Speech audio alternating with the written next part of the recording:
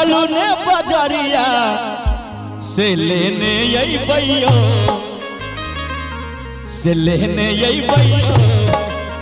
पिया लाला की चुनरिया से लेने यही बैयो पिया लाला की चुनरिया अइले ना बरातर पिया अइले ना बरातर पिया चलू ने बजरिया से लेने यही बैयो से लेने यही बैयो पिया लाला की चुनरिया से लेने यही बैयो पिया लाला की चुनरिया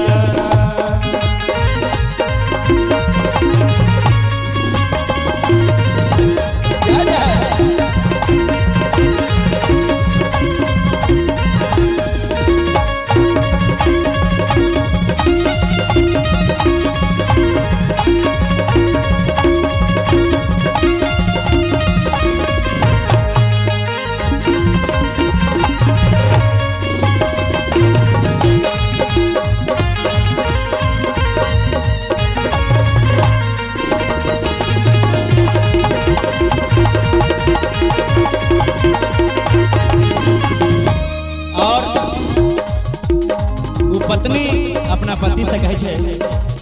गैया के गोबर अइहा गंगा चलावा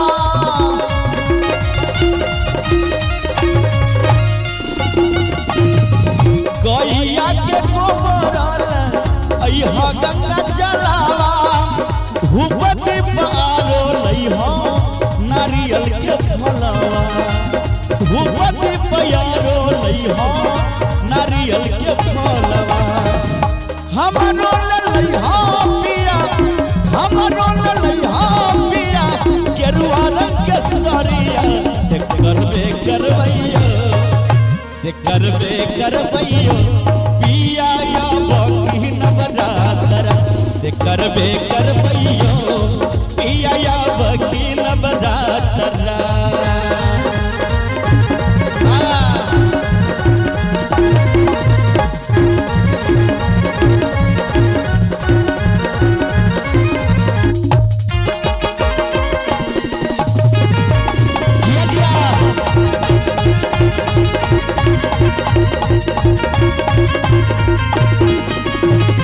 और बड़ी भावना पत्नी अपना पति से कहे छथि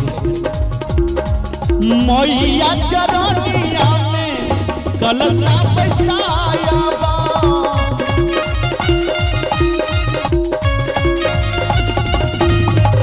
माता के चरनिया में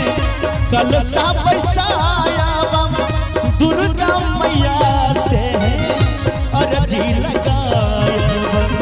श्यामा मैया से अर्जी लगाया लाल लाल चुनरी पिया पिया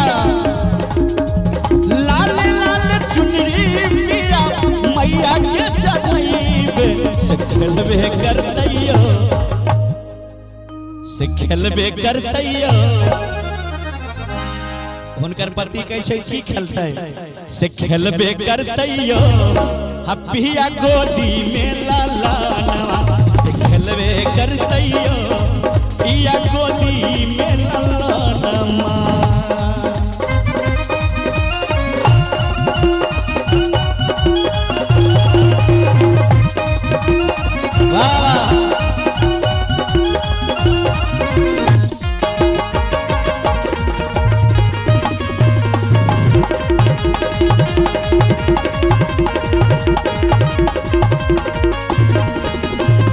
अंत में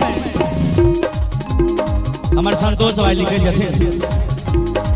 संतोष यादव मैया गीत लिखैया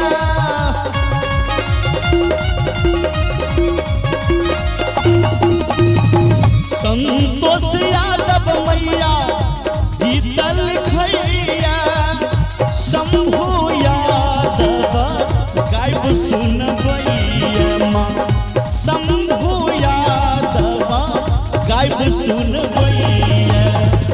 साझ सवेरे मांगे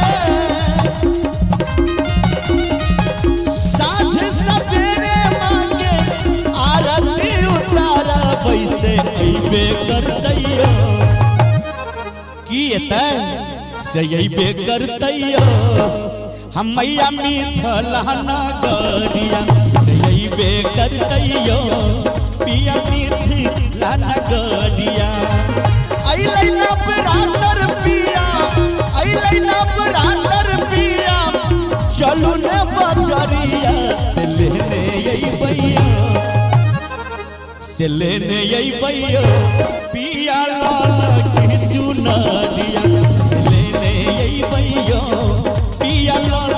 की चुनरिया से लेने